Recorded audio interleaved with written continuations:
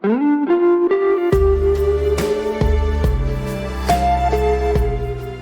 la blouse, le podcast qui déshabille les scientifiques. Je m'appelle Élodie Chabrol et j'ai hâte de vous faire rencontrer des scientifiques et partir avec vous à la découverte de ces humains. On va bien sûr parler un peu de science, mais on va surtout beaucoup parler d'eux.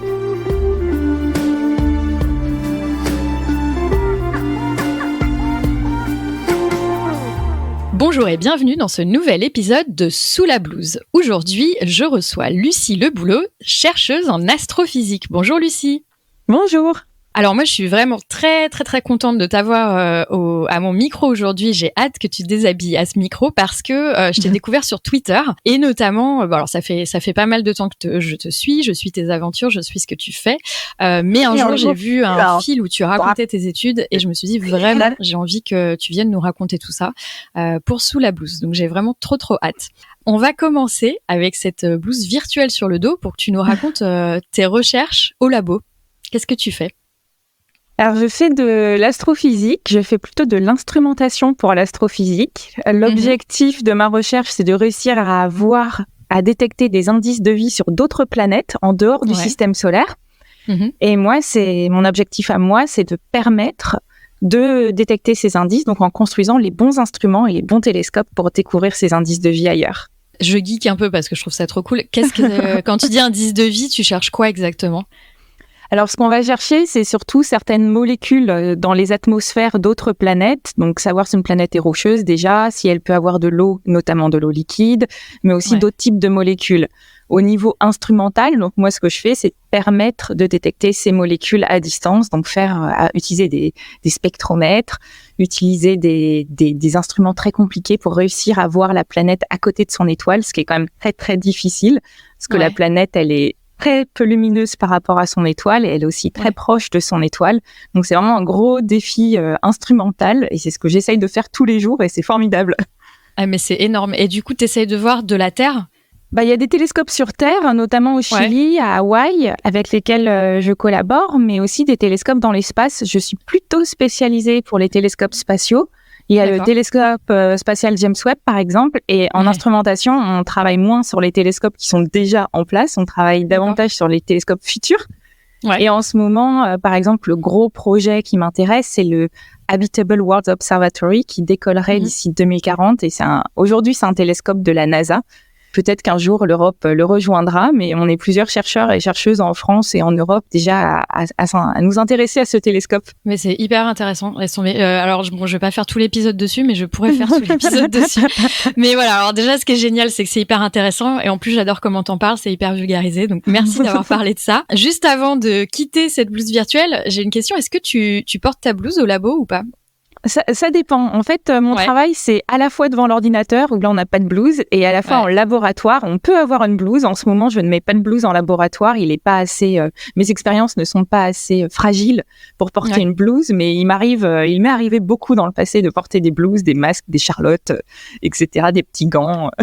La mode du masque avant le Covid. Ah oui. Ouais, c'est clair. Non, mais c'est drôle parce que quand Covid est arrivé, moi, je me suis dit, ah non, ça me rappelle le labo, en fait. Passer tes journées avec un masque, tu ressors de là, t'as presque des bleus au visage. Oui. Mais c'est drôle d'ailleurs parce que quand je pose la question pour la blouse, en fait, il y a à moins 2 cas.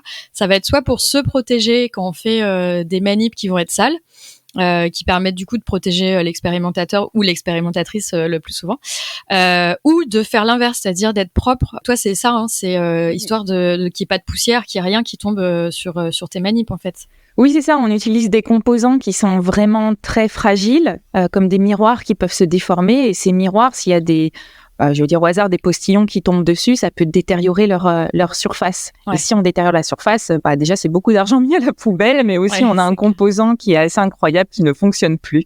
Donc, c'est plutôt pour protéger les optiques et les miroirs. Super. Eh ben, écoute, je te propose d'enlever cette blouse et de nous raconter un petit peu ta vie, de nous parler de toi. C'est assez fou ce que tu fais. Est-ce que c'est un truc que tu avais imaginé être en petite fille? Souvent les astrophysiciennes, d'ailleurs j'en ai eu un aussi, c'est quelque chose de petit, tu sais, genre je voulais faire ça quand j'étais petit, j'étais intéressée. Est-ce que c'est quelque chose toi qui est venu petite ou c'est un truc qui est venu lors de ton parcours? Raconte-nous. Alors, je vais casser le mythe, du coup. Ouais, vas-y, mais c'est chouette parce que je me suis demandé si c'était tout le monde. Parce que tu vois, c'est vrai que par exemple, moi j'étais, tu vois, j'ai fait de la génétique. Petit, tu connais pas tout ce qui est ADN, etc. Mais par contre, quand tu vois la Lune, c'est Oui. souvent ils nous disent, voilà, j'ai regardé la Lune, j'avais un télescope quand j'étais petit, je faisais un club d'astro et voilà. Donc c'est chouette. Donc c'est pas forcément le cas. J'aime trop. Alors ok, donc casse le mythe. Non, voilà. Moi j'avais bien une lunette astronomique offerte par mes grands-parents, mais je l'utilisais pour surveiller les bateaux. Ouais. Voilà, parce que le reste c'était trop compliqué.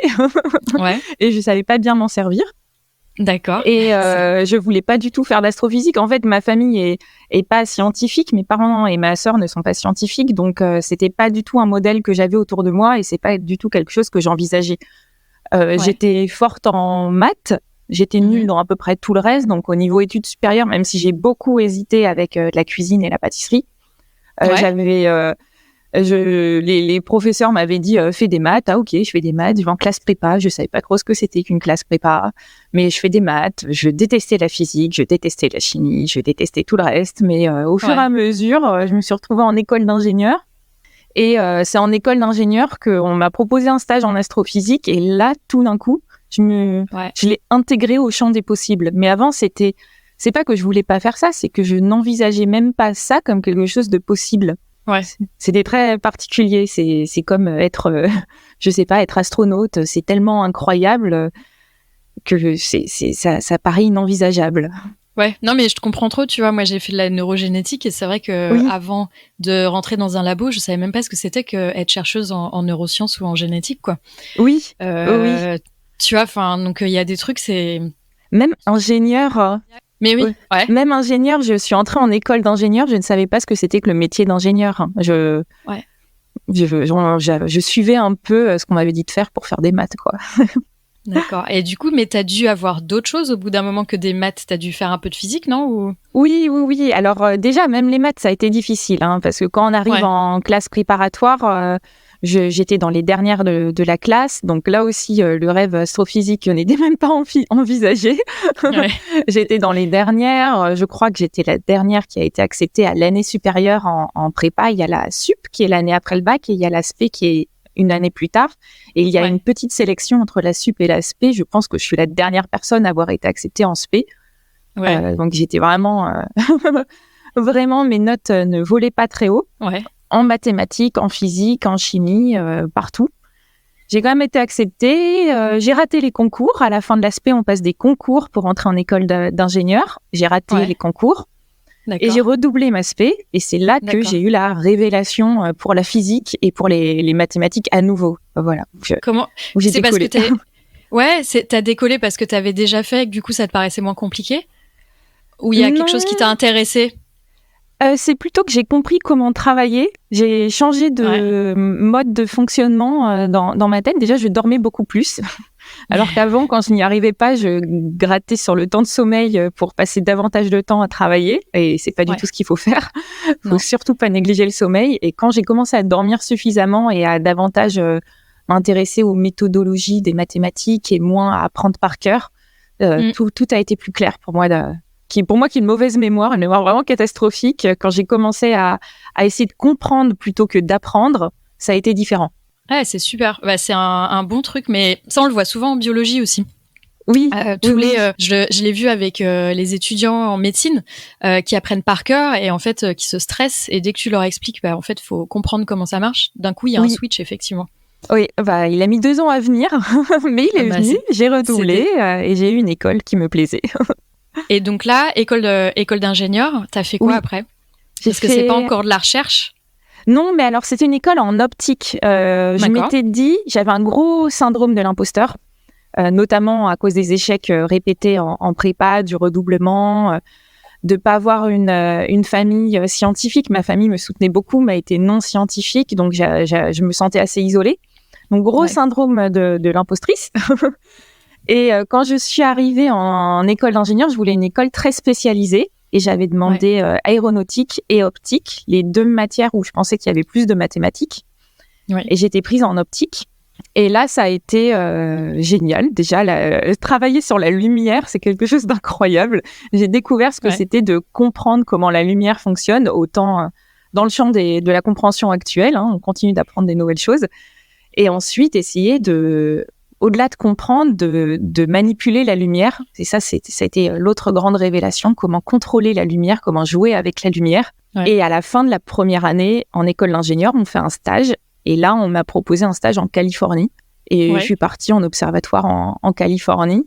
Et c'était la révélation, quoi. À la fois la vie d'ermite, un peu en montagne, travailler de nuit, entouré d'animaux.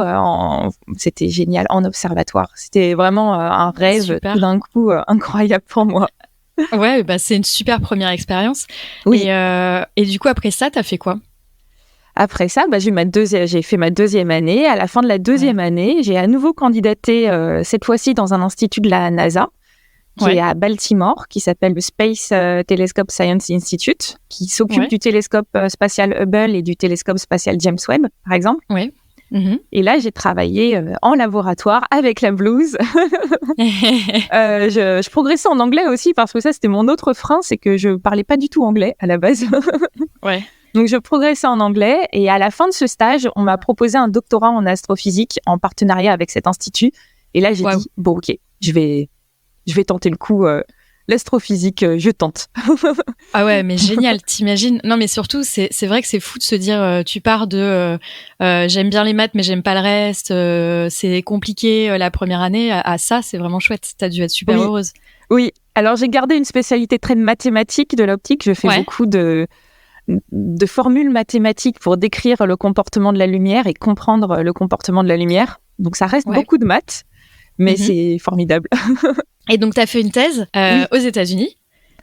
Oui, enfin 2/3 États-Unis, enfin un peu moins de 2/3 aux États-Unis, un peu plus d'1 tiers à Marseille. D'accord.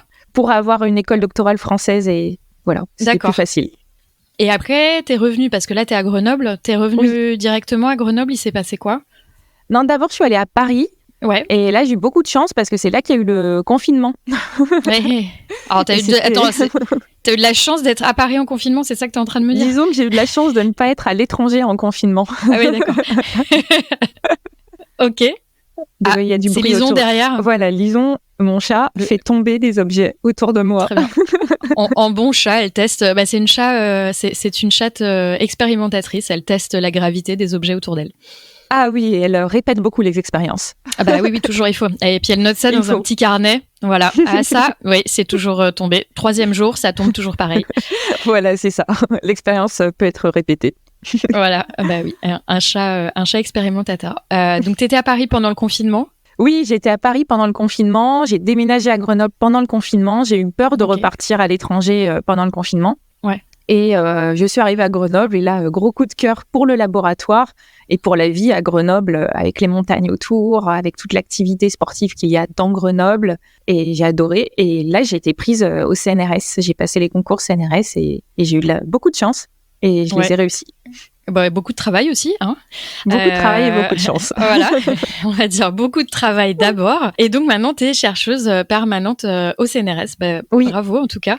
On a eu toute l'histoire. Non mais c'est chouette, j'aime beaucoup les histoires et je suis contente, tu vois, d'avoir une astro qui me dit qu'en fait, c'est arrivé comme ça. Oui. J'avais l'impression que l'astro, peut-être, c'était un sujet comme c'était un peu plus simple de le voir et un peu plus réel en fait dans la vie et que quand t'es enfant, c'est un peu plus touchable du doigt, tu vois. Mais c'est chouette. Je suis très contente de voir que non, pas forcément. Il y a de tout. Je pense que dans beaucoup de domaines, on arrive dans le domaine parce que c'est joli. L'astronomie, c'est joli, ça parle au grand public, mais on y reste parce qu'au quotidien, les petites tâches nous plaisent. Ça doit être pareil dans beaucoup de métiers, mais l'astrophysique, c'est chouette. On voit des étoiles, on essaye de... J'ai parlé de chercher des indices de vie ailleurs, etc. Mais ce qui me fait rester au quotidien, ce n'est pas du tout de chercher des indices de vie ailleurs, c'est parce que travailler en laboratoire, ça me plaît, faire mes petites formules de maths sur la lumière, ça me plaît, etc. C'est joli, ça. C'est la beauté qui attire et après, c'est le petit kiff, petit kiff des tâches quotidiennes. Mais c'est vrai que, en fait, ça... Bon... c'est joli, mais toi, tu passes pas tes journées à regarder les étoiles, etc. Toi, tu passes tes journées à travailler sur des instruments, etc. Donc, c'est pas exactement la même chose que regarder, observer et t'émerveiller devant la Lune ou devant d'autres planètes. Oui. Merci de nous avoir raconté tout ça. Il y a un truc dont tu n'as pas parlé. Alors, t'as parlé de Grenoble, du sport et tout. On va en parler à la fin du podcast, que tu nous racontes un peu ce que tu fais en dehors, mais je sens qu'il y a des trucs intéressants. Et j'aimerais juste faire un petit saut. Tu as eu le prix L'Oréal UNESCO de la Fondation L'Oréal. C'est le prix Jeune Talent, c'est ça ? Oui, c'est ça. C'est ça, le prix Jeune Talent pour les femmes et la science. Tu l'as eu en quelle année ? Question piège. Oui, 2020, je crois. Je crois 2020. Que c'était en 2020. Ça a dû te faire du bien, surtout au petit syndrome d'impostrice que t'as eu à un moment. Oui, que j'ai toujours. Ça a fait quoi d'avoir ce prix ? C'était génial. Déjà, on l'apprend au téléphone. Alors, j'avais candidaté. C'est comme la classe prépa. Moi, je redouble absolument partout. Donc, ce prix, j'avais déjà candidaté en thèse. D'accord. Je ne l'avais pas eu. J'ai recandidaté pendant le confinement parce que j'ai eu un pic de syndrome de l'impostrice. Donc, je doutais énormément de moi. Je vais quitter la recherche. C'est pas fait pour moi, etc. Et une copine m'a dit candidate. J'ai candidaté. On m'appelle au téléphone. Ah ben vous l'avez eu. Waouh. Ok. Là, il y a un embargo sur plusieurs mois. On n'a pas le droit d'en parler. Et au bout de plusieurs mois, tout d'un coup, on a une agence de presse qui s'occupe de nous et qui nous fait avoir plein d'interviews dans des médias régionaux plutôt. Et là, c'était très stressant surtout. Ouais. Il y a la fierté. Alors, c'était une année confinée, donc on n'avait pas de rencontres, par exemple, avec les autres lauréates. Les médias, c'était un peu compliqué. Il n'y avait pas toujours du présentiel. C'était une année un peu en demi-teinte, mais c'était génial. Et très stressant aussi, vraiment très stressant. Et ça t'a permis quoi ? Ça m'a permis déjà d'avoir des sous. Ouais, d'avoir des sous pour faire ma recherche, c'est très important. Ensuite, ça m'a permis d'avoir une sorte de reconnaissance extérieure de ma valeur en recherche, qu'ensuite je pouvais faire valoir dans des candidatures pour, par exemple, candidater à Grenoble, candidater au CNRS, etc. C'était, moi, je sais pas ce que je vaux, mais il y a ce prix extérieur qui me dit que je vaux quelque chose. Et voilà, je me présente devant vous pour des postes avec ce prix. Ouais, ça fait du bien. J'avoue, je pense un prix, ça fait du bien. J'avais postulé, mais tu vois, j'ai pas fait comme toi. Je l'ai fait une fois et je me suis dit, ils m'ont pas pris, tant pis, et j'ai jamais refait. Mais je faut retenter. Mais ouais, surtout qu'en plus, il y a aussi une histoire de un peu de chance. C'est-à-dire que il y a des sujets. Je suppose que il y a des années où il y a peut-être un peu trop du même sujet et du coup, ils vont pas forcément donner le prix à 3 fois le même sujet. Oui. Donc ça vaut le coup de retenter, voilà. De retenter, d'être bien encadré pour le préparer et aussi il y a une phase, il y a de la chance. Moi, par exemple, je l'ai eu l'année après le prix Nobel de physique sur la première détection d'exoplanètes. D'accord. Donc peut-être je travaille sur les exoplanètes et je me suis dit peut-être que j'ai eu de la chance grâce à ce prix Nobel l'année précédente. Ouais, ça montrait que le sujet était important, quoi. Oui. Ouais. Et vous avez un programme aussi, il me semble. Je sais pas du coup si en 2020 vous aviez ça. Oui, en fait l'année d'après, on a fait 2 promos d'un coup. On a eu une formation qui durait 3 jours et une rencontre avec les lauréates de mon année et les lauréates de l'année suivante, parce qu'on a eu 2 en 1. Donc on était 70 lauréates, toutes ensemble pour suivre des formations sur comment répondre aux remarques sexistes, comment répondre aux médias en général, comment faire plein de choses, comment négocier, comment avoir du leadership, etc. J'ai Célia Pelluet et Lina Elagi qui étaient de la promo de l'année dernière. Et ouais, elles disaient que ça les avait bien aidées. C'est des sujets que t'as pas forcément, que t'abordes pas forcément quand t'es en recherche, en fait. Oui. Et on avait les personnes qui intervenaient, sont des célébrités. C'est des personnes qui sont vraiment expertes de leur sujet et ça faisait du bien de pouvoir échanger avec ces personnes. Et tu continues de les voir, la promo, il y a des choses, vous faites des choses ensemble encore ou pas ? Ça nous arrive, c'est assez rare, mais par exemple, on est 4-5 à Grenoble, alors on fait des déjeuners de temps en temps. Ouais.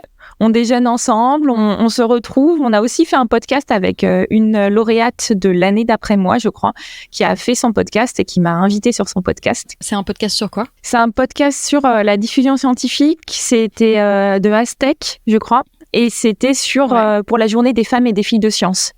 Donc, il y avait des interviews de plusieurs femmes qui font des sciences, y compris elles-mêmes d'ailleurs, qui font des sciences et comment on vit les sciences et comment on vit d'être une femme en sciences. Il est dispo en ligne ? Oui, il est dispo en ligne. Ouais, je mettrai le lien dans la description pour qu'on puisse écouter ça. Mais d'ailleurs, il me semble que tu fais un podcast aussi, tu t'es lancé. Je fais un podcast qui s'appelle le podcast Venu d'ailleurs, qui démarrera à la rentrée. On a déjà enregistré 4 épisodes. Ouais, donc septembre 2024. Septembre 2024, c'est ça. Ouais. Le sujet de la première saison sera sur la recherche de vie ailleurs, avec des regards croisés de plusieurs experts et expertes du milieu, que ce soit en chimie organique, que ce soit en instrumentation, en exoplanètes, recherche d'exoplanètes, etc. Donc plein de regards croisés sur un même sujet. Ouais. On interviewe des gens. Ouais. L'audience est pas totalement grand public. Il faut avoir des bases en sciences, mais un niveau bac. Il faut avoir un niveau bac pour comprendre. Les épisodes sont assez longs, plus d'1 heure. Et vraiment, l'objectif est d'aborder à fond un sujet avec les experts et expertes concernés. Donc du coup, si vous avez envie de geeker, si ça suffit pas ce qu'on a raconté sur le sujet de recherche de Lucie et que vous avez envie d'un peu creuser, je pense que ça peut être intéressant. Cet épisode devrait sortir plus ou moins en même temps, mais dès que ton podcast est sorti, je mettrai le lien en description. Mais de toute façon, tu as dit le nom, tu peux peut-être le redire, comme ça, s'il y a des gens intéressés, ils pourront aller chercher. Le podcast Venu d'ailleurs. Voilà, le podcast Venu d'ailleurs. Donc si vous avez envie de geeker sur la vie, j'allais dire la vie extraterrestre, on peut dire ça ? Oui, on peut dire ça. La vie en dehors de la Terre, c'est la vie extraterrestre. Ouais, voilà. Ouais, je sais, mais tu sais, vie extraterrestre, on s'imagine toujours forcément. Oui, les petits bonhommes verts. Voilà, exactement. Ou des petites bonnes femmes vertes, d'ailleurs. Oui. N'est-ce pas ? Il faut. Et voilà, exactement. T'es stressée là à la sortie des premiers épisodes ? Oui. Okay. Totalement. C'est un métier, faire un podcast. Je le savais et là, je m'y confronte. C'est pas simple pour moi d'être dans la peau de l'intervieweuse. Tu fais ça très très bien et j'admire beaucoup ton travail. Je l'admire d'autant plus maintenant que j'essaye de limiter à mon échelle. Mais ça vient. Mais c'est hyper intéressant de créer un podcast. Et je trouve les premiers épisodes, c'est toujours du stress. Et en même temps, tu verras, ça va te faire du bien quand les premiers épisodes seront sortis, d'avoir les retours et tout. C'est hyper agréable. Ça fait trop plaisir. Et non, ça va être super chouette. J'ai hâte qu'il sorte. Donc, je mettrai le lien dès qu'il sera sorti. Oui, merci beaucoup. Et de rien. J'ai vraiment trop hâte de l'écouter. On parlait tout à l'heure de Grenoble et du fait qu'il y ait des montagnes et qu'il y a plein de choses à faire. Qu'est-ce que tu fais en dehors du labo et quand tu ne fais pas du podcast pour te changer les idées? Ouais, qu'est-ce que tu fais là? T'es en vacances, t'es en Bretagne, c'est ça? Oui, je suis en Bretagne. Donc ici, c'est plutôt voile. Tu fais quoi comme voile? Je fais de bateaux habitables et aussi beaucoup de randonnées. Voilà. Donc on part quelques jours et on fait de la randonnée aussi. Sur l'eau ou à côté de l'eau. Excellent. T'as fait, c'est le GR34 en Bretagne. Oui, c'est ça. Je le fais la semaine prochaine. Enfin, je fais un petit bout. Je fais un petit bout tous les ans. Donc, j'ai démarré l'année dernière. Donc, ce ne sera que la 2e année cette année. Mais je fais 5 jours du GR34 la semaine prochaine, là. En autonomie avec ton sac à dos ou en tente et tout? Ou tu avec dans des villes? Je m'arrête avec sac à dos et avec une copine. Ah, cool. Super. Voilà. Et pas avec Lison, par contre? Non, pas Lison, c'est peut-être dans quelques années. GR34, si ça vous intéresse de regarder, c'est un sentier de randonnée qui fait tout le tour de la Bretagne, en fait, ce qui est vraiment très cool. Il fait combien? Il fait 200... Non, il fait bien plus que 200. Il fait 2000, je crois. Ouais, c'est ça, parce que 200 km, j'allais dire, c'est pas beaucoup. Il est vraiment énorme.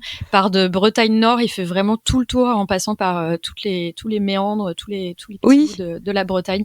Avec un très chouette paysage qui est vraiment diversifié. Il y a à la fois des marais salants, des falaises, des petits chemins côtiers, des longues plages, des cabanes de pêcheurs. Vraiment, c'est magnifique le paysage. Et est-ce que tu fais de la rando en montagne aussi? Donc, tu me parlais de Grenoble.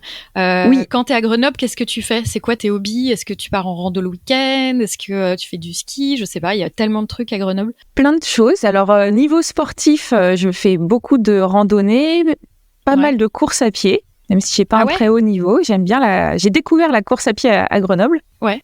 Mais la course, du coup, de trail, genre tu pars dans les montagnes? Non. Non, plutôt en ville, plutôt sur du plat. Ouais. Je suis encore trop paresseuse pour le trail. Ah ouais. Non, mais c'est violent le trail. Ouais, ok. Oui. C'est Il y en violent. a beaucoup qui en font à Grenoble. Je n'ai pas encore ce courage. Peut-être un jour. Ah ouais, mais quand tu vois, tu sais, t'es en rando, tu galères à monter la côte et tout, tu vois les gens passer en courant ou en descente aussi. Tu vois les gens passer en courant, tu te dis, mais pourquoi? Mais comment ils font? Mais comment ils font? C'est clair, tu te dis, mais comment c'est possible, quoi? Parce que toi, t'es là en train de galérer et ils sont là, salut, bonjour, et ils passent, ok. Oui, et par rapport à la course à pied sur du plat, ils ont des sacs à dos, quoi. Je sais pas comment ils font. Et puis c'est violent pour les jambes et tout. Enfin, franchement, moi j'ai des problèmes de genoux quand je les vois passer, courir dans la descente comme ça, mais j'ai mal pour eux, quoi. Mais en même temps, ça se passe très bien, mais c'est magique. Oui, des super-héros et super-héroïnes. Ah mais complètement. Donc la course à pied, t'as un challenge en tête ou tu cours juste comme ça? Parce que souvent les gens qui font de la course à pied, il y a des 10 km, des semi-marathons, des marathons. Si j'avais pas d'objectif, je pense que j'arrêterais parce que je n'ai pas de motivation suffisante pour continuer sans objectif. Il me faut un petit coup de bâton derrière pour me forcer à avancer.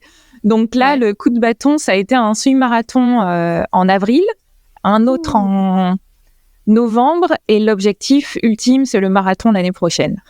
Waouh, ok. Voilà. C'est costaud. Semi-marathon, rappelle-moi, c'est 22 km, c'est ça? 21.1. Ah, 21. Ah oui.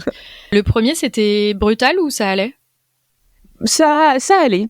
J'étais vraiment bien entraînée. Ouais. J'avais suivi scrupuleusement le mode d'emploi. C'était, on me donne les ingrédients, j'utilise les ingrédients aux proportions qu'on m'a données. Je suis la recette, quoi. Et du coup, ça s'est bien passé. Je suis très lente, vraiment très lente, mais je l'ai fait à mon allure et j'étais très fière de passer la ligne d'arrivée. Et je vais en faire un autre en novembre et pareil, je pense que je vais suivre scrupuleusement les programmes d'entraînement. Ouais, mais c'est ce qui compte à arriver en fait. T'as pas besoin d'arriver le premier, il faut juste passer la ligne. Voilà, c'est vivante. Ça. Oui. C'est la ligne vivante, c'est bien.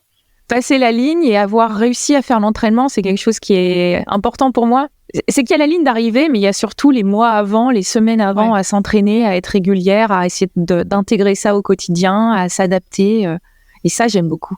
C'est ça la plus grande fierté, je crois. C'est réussir à courir 3 fois par semaine, peu importe la météo, peu importe les conditions. Je crois que c'est ça la plus grande fierté.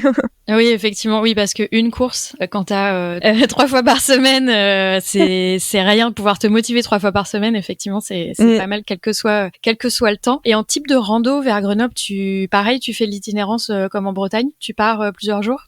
Je l'ai fait 2 fois, mais en général, c'est à la journée. Déjà parce que le week-end, je pourrais partir tout un week-end, mais j'ai quand même besoin de me reposer ou de faire d'autres choses. C'est clair. Et en vacances, donc c'est là que je pourrais partir plusieurs jours. Je pars plutôt ailleurs en France. Je pars dans le sud, je pars en Bretagne. Je vais chez des copains et des copines. Et donc je bouge, quoi. Donc je suis rarement à Grenoble longtemps. Assez longtemps pour faire l'itinéraire. Mais après, il y a en dehors du sport... Ouais, c'est ce que j'allais dire, parce que là, pour l'instant, on a parlé que du sport. J'allais dire, donc du coup, t'es hobby, c'est très sport, quand même. On va croire que je suis sportive. Attendez. On va croire que je suis sportive. Je vais rectifier tout ça. Voilà. Si je fais beaucoup de sport, c'est parce que je mange beaucoup et que j'adore la nourriture. Et ça, c'est mon autre passion. C'est la cuisine. Ah oui, parce que tu parlais de pâtisserie tout à l'heure. Oui, j'ai hésité. J'ai vraiment failli faire ça au niveau du bac. Ouais. Et c'est vraiment... En fait, au niveau du bac, on m'avait dit... Enfin, moi, je m'étais dit, soit c'est maths, soit c'est cuisine. Et je me suis dit... C'est quand même 2 salles, 2 ambiances. Hein. Oui. Et je me suis dit, c'est plus facile de faire des maths, de cesser d'aimer les maths et de se mettre à la cuisine, parce qu'en cuisine, on part tous d'à peu près 0.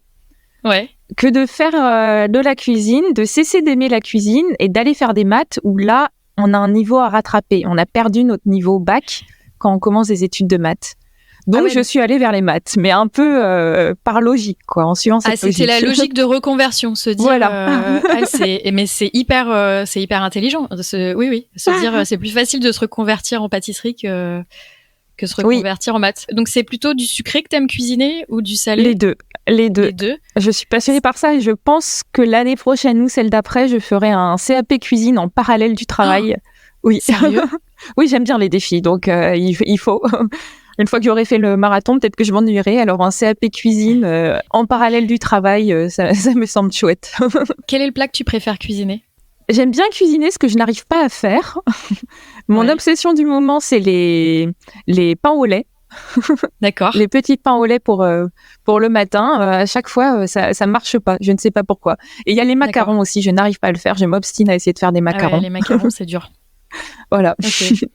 Et quel est le truc que tu préfères manger? Parce que c'est pas la même chose préférer cuisiner et manger. Alors, je vais être très classique. J'adore les pizzas. Ouais. J'adore la cuisine italienne en général et les pizzas et les pâtes. Ouais. Alors, j'ai mes machines à pâtes. Genre, je passe aussi des week-ends à faire mes propres pâtes. Ah ouais, ça, c'est le truc que je veux commencer à faire, là. Me faire mes pâtes. Tu sais, ça se voit que tu vieillis. T'es là, je vais faire des pâtes ce week-end. Bah, c'est ça, je vais passer une demi-journée pour cuisiner un plat que je vais manger en 5 minutes. C'est ça, exactement. Ouais, les pâtes. Ah ouais. Et du coup, tu les gardes après, ouais, tu les sèches un peu et tu les conserves pour la semaine ou non, tu fais tout direct? En général, je fais tout direct. Ah ouais. Voilà. Ok. Non, mais c'est chouette. Ok, donc c'est AP Cuisine. C'est AP Cuisine. Bon, écoute, moi, il faut que je vais suivre ce que tu vas faire. De toute façon, je vais mettre tous les liens pour pouvoir te suivre sur Twitter, etc., pour pouvoir voir tout ça. Le problème, c'est que là, tes sports, c'est des sports d'extérieur. Donc, c'est bien aussi d'avoir des trucs d'intérieur pour quand il fait moche ou froid ou les deux. Oui. Puis pouvoir se réconforter. Bah écoute, Lucie, tu nous as raconté des tonnes de trucs. On arrive vers la fin de ce podcast. Tu m'as donné super faim d'ailleurs. Là, je suis en train de me dire des petites pâtes. Moi aussi. Il y a une petite tradition que j'avais lancée les épisodes précédents. C'était que les invités se posent des questions entre eux. Alors, l'épisode d'avant, c'était un peu flou. Donc, ce que je te propose, c'est de poser une question à la prochaine ou au prochain invité, sachant que je pense que ça sera la prochaine. Soyons assez honnêtes. Soyons assez honnêtes. Donc, quelle serait, Lucie, ta question à la prochaine invitée? Alors, la question à la prochaine invitée, quelle est la découverte que tu aimerais faire et qui pourrait changer ta vision du domaine? Merci, Lucie. Donc, avant qu'on termine ce podcast, moi, ce que j'aimerais bien, c'est qu'on arrive au mot de la fin. J'aime bien, ça fait toujours très solennel. Quelque chose que tu n'as pas eu le temps d'aborder ou sur lequel tu veux revenir pour terminer ce podcast? Alors, je voudrais finir sur les échecs ou le sentiment d'échec. Mm-hmm. Je pense que notamment les plus jeunes on doute. Enfin, j'ai douté beaucoup de moi et j'ai longtemps eu l'impression de ne pas être à ma place en sciences, mais aussi dans d'autres domaines, en dehors du travail ou des études. Et c'est très important de croire en la suite, de croire que le temps va régler des soucis, va nous donner notre chance et de pas faire de spéculation sur nos capacités parce qu'à un instant T, on subit un échec. Donc que ce soit dans les études, que ce soit même le permis ou n'importe quoi, un échec ne veut rien dire sur la suite. C'est vraiment ça, il faut se laisser le temps. Et si aujourd'hui je devais parler à la Lucie qui a échoué à son permis, à la Lucie qui a échoué en classe préparatoire ou qui était l'une des dernières de la classe, à celle qui a échoué au concours CNRS ou qui a échoué au prix lauréat de l'UNESCO pour les femmes et la science, si je devais parler à la Lucie à toutes les étapes, cette Lucie n'aurait jamais imaginé qu'elle serait là où elle est aujourd'hui. Et c'est juste en continuant, en ayant beaucoup de persévérance, qu'on y parvient, qu'on arrive à atteindre un état de bonheur aussi au quotidien, et ça, c'est plus important. C'est un peu confus, je suis désolée. Ah non, au contraire, c'est hyper beau. En fait, je suis très très fan. Je suis en train de me dire, c'est magnifique cette fin d'épisode, et je suis d'accord. Un échec, ça te définit pas qui tu es ou ta valeur. Oui. C'est juste, voilà, comment ça s'est passé sur un niveau, et voilà. Et effectivement, c'est plus si tu échoues tout le temps. Là, tu peux commencer à te poser des questions, mais ça peut être des questions de méthodologie. C'est ce que tu disais. C'est intéressant, c'est pas forcément ta valeur ou que t'es pas assez intelligente, ça peut être juste que tu fais ça de la mauvaise façon, par exemple. Ta première année, t'as galéré, t'as changé ta méthodologie et au final, ça a marché. Oui, moi, j'ai échoué 2 ans en prépa avant de comprendre. J'ai eu plein d'échecs, même des années entières, même dans mon travail, qui se passaient mal parce que je me trouvais nulle, parce que j'étais nulle aussi. Et il faut trouver son truc. Et aussi, ça rejoint les choix que l'on fait. J'ai toujours beaucoup stressé face aux choix parce que je me disais que quand je fais un choix, je renonce à quelque chose. Et en fait, pas du tout. Les opportunités continuent d'arriver et chaque nouveau choix, chaque nouvelle décision que l'on fait, on ne ferme pas vraiment de porte. Et les échecs aussi ne nous ferment pas vraiment de porte. Il faut retenter Il faut se laisser le temps. Tout à fait d'accord et j'aime bien terminer là-dessus. Plus qu'on voit, t'as réussi, on peut dire. T'as ton poste au CNRS, t'as eu un prix. Non, mais c'est vrai, t'as eu un prix L'Oréal UNESCO. Oui. Tu vois, moi, c'est le truc que je n'ai jamais réussi. Tu vois, je vois ça, je me dis elle a réussi, tu vois. Et c'est chouette de voir que t'as retenté. C'est pas forcément quelque chose. J'aime bien pas forcément les success stories, mais où tu vois derrière que il y a eu un petit peu de galère ou qu'il n'y a pas forcément eu que du tout bon, où les gens ont retenté comme toi, ou ce genre de choses, parce que je trouve ça vachement plus agréable et vachement plus inspirant que quelqu'un qui a tout réussi de la première fois, qui va te dire mes parents étaient machin, du coup j'ai fait la même chose, j'ai tout eu du premier coup. En fait, pour moi, c'est un peu le biais du survivant. Le fait de regarder comment les gens qui réussissent tout très bien ont fait, en fait, ça permet pas forcément de t'inspirer et de renforcer ton toi-même. Ce qui renforce, c'est de voir comment ceux qui ont pas forcément réussi du premier coup s'en sortent et réussissent très bien, parce que ça apprend là où il faut se renforcer, entre guillemets, quoi. Oui, et quand je parle aux jeunes, notamment aux collégiennes, lycéennes, qui ont beaucoup de questions sur la suite, sur les choix, sur les décisions, je fais toujours une slide sur tous mes échecs. Et je me dis que c'est très important de casser l'image de l'astrophysicienne de génie, pour qui tout a été facile aussi, et qui a toujours tout réussi. Déjà, il y a très peu d'astrophysiciens, astrophysiciennes de génie. La plupart des personnes qui sont là le sont par du travail et par de la chance. Et ensuite, la plupart des personnes ont traversé plein d'échecs, se sont pris plein de murs avant d'en arriver là. Je suis d'accord avec toi. Et c'est vrai que c'est intéressant d'en parler, mais souvent on en parle moins. On parle d'un poste qu'on a eu, on va parler d'un prix qu'on a eu, mais on va pas parler forcément... Il y en a d'ailleurs qui commencent, mais on va pas forcément parler du nombre d'articles qu'on a soumis, par exemple l'article scientifique qu'on a soumis, qu'on s'est fait, sur lesquels on s'est fait rejeter. Mais je trouve que ça forge aussi vachement le caractère. Moi, je suis contente d'avoir eu autant d'échecs dans ma vie, parce que c'est horrible quand je dis ça. En bio, par exemple, en bio expérimental, on passe des journées, voire des mois à bosser sur des trucs qui marchent pas. Et ça permet aussi de te dire que l'échec, c'est pas grave. Et de rebondir. Et effectivement, je trouve ça hyper intéressant s'il y a des lycéens et lycéennes qui nous écoutent. On a peur au lycée de l'échec. On nous dit il faut réussir, il faut avoir son bac. Dès qu'on a une mauvaise note à un contrôle, c'est un peu la fin du monde. Mais en fait, l'échec, ça te forge et ça t'apprend à réfléchir et à te recadrer, etc. Donc voilà, c'est pas grave.